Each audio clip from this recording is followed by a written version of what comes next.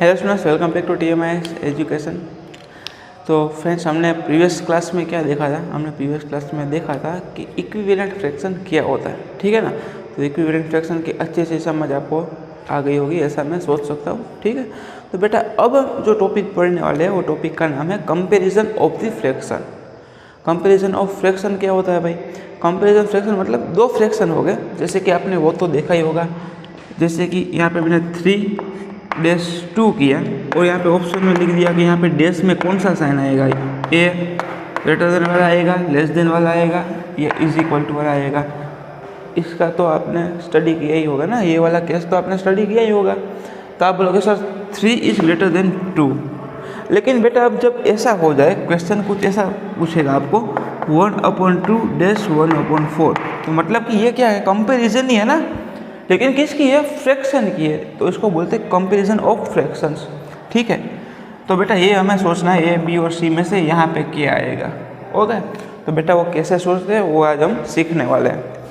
तो चलो भाई, फर्स्ट ऑफ ऑल मैंने यहाँ पे बोल दिया कि ये जो स्क्वायर है यहाँ पे उसका 1/2 है वो सेट करो, एंड और ये वाला स्क्वायर है इसका 1/4 पार्ट स्क्वायर सेट करो, ठीक है।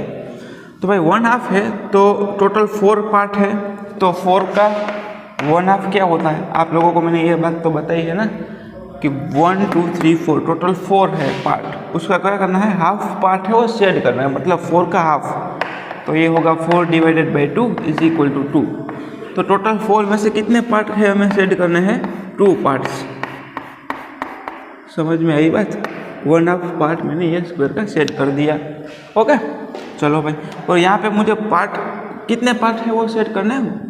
4 आउट ऑफ द 4 में से 1, ठीक है। तो यार कोई भी 1 पार्ट मैंने सेट कर दिया। तो बेटा आप अगर आप कंपैरिजन करोगे 1/2 की एंड 1/4 की, तो आपको मालूम पड़ेगा कि ये दोनों में से कौन सा पार्ट है वो बड़ा है। मतलब कि ये पार्ट बड़ा है, which part is greater, this part और दिस पार्ट। ये वाला पार्ट बड़ा है या ये वाला पार्ट बड़ा है? आप बोलोगे सर ओबियसली ये वाला पार्ट बड़ा है, मतलब कि 1/2 इज ग्रेटर देन 1/4। सिंपल सी बात थी भाई। आई होप कि आपको अच्छे से समझ में आई होगी ये बात।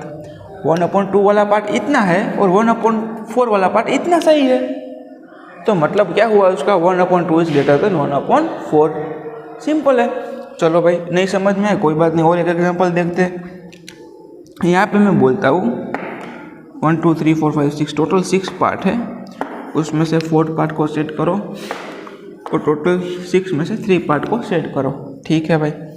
तो बेटा देखना, 6 में से आउट ऑफ द 6 4 पार्ट को सेट करते हैं हम। 1 part, 2 part, 3 part and part number 4। तो बेटा इतना पार्ट है ना वो सेट वाला है अभी, है ना। उसको क्या बोलेंगे हम?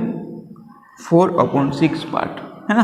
तो अब 3/6 पार्ट, तो बेटा 1 part, 2 part and part number 3। तो बेटा यहाँ पे इतना पार्ट है वो सेट वाला है, यहाँ पे इतना सारा पार्ट है वो सेट वाला है। तो कौन सा एरिया ज़्यादा है, ये वाला या ये वाला? Which part is greater? तो आप बोलोगे सर ओबियसली 4/6 वाला है वो क्या है? ये वाला पार्ट है वो क्या है? बड़ा है। मतलब कि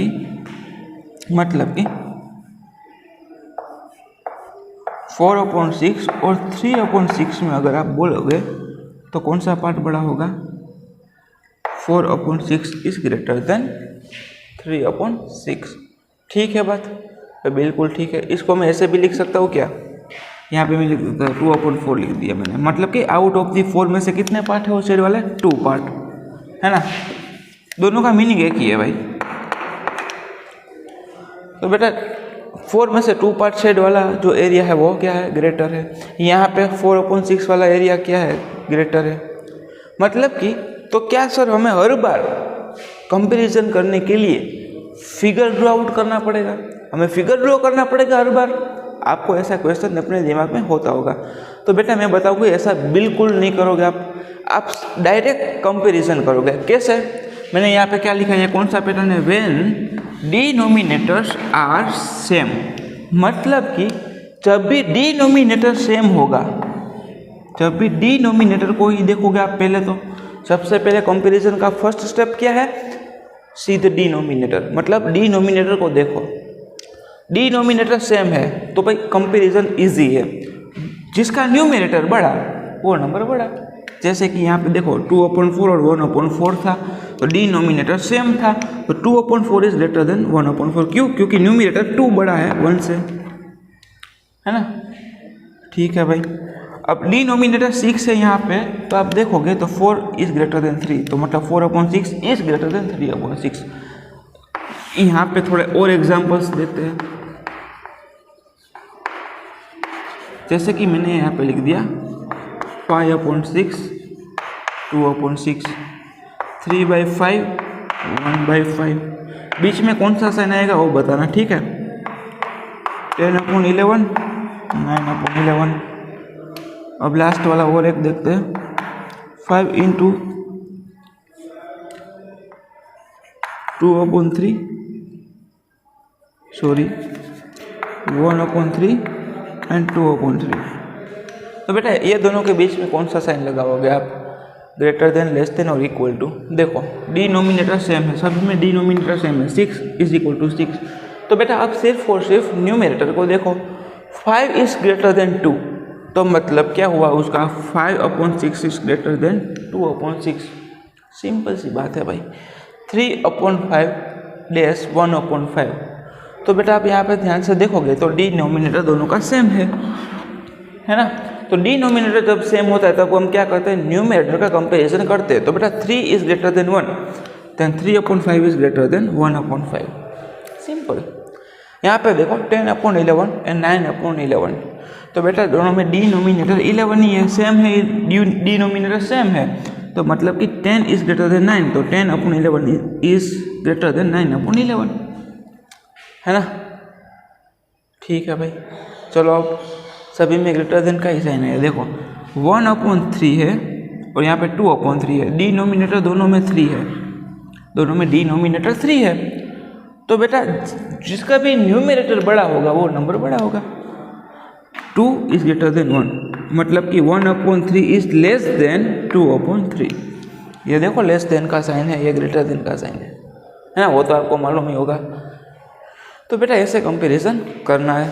तो अपने टेक्स्ट बुक में मेरे बच्चे, सभी बच्चे ना होमवर्क में आज क्या करोगे, अभी वीडियो ख़त्म नहीं हुआ क्योंकि अभी असेंडिंग और डिसेंडिंग ऑर्डर भी करना है। तो भाई एक्सरसाइज नंबर 5 देखोगे आप लोग। अभी क्या देखोगे आप, एक्सरसाइज नंबर 5। यहाँ पे थोड़ी जगह बना लेता हूँ मैं।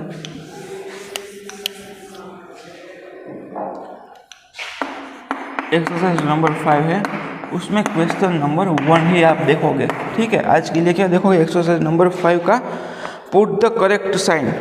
उसमें question number 1, put the page number 106। सिर्फ और सिर्फ 106 ही आज आप देखोगे कंपैरिजन के लिए, ठीक है। तो इतना खुद से सोल्व करने की ट्राई करो। अब बेटा देखते हैं असेंडिंग और डिसेंडिंग ऑर्डर में कैसे इसको अरेंज करते हैं वो।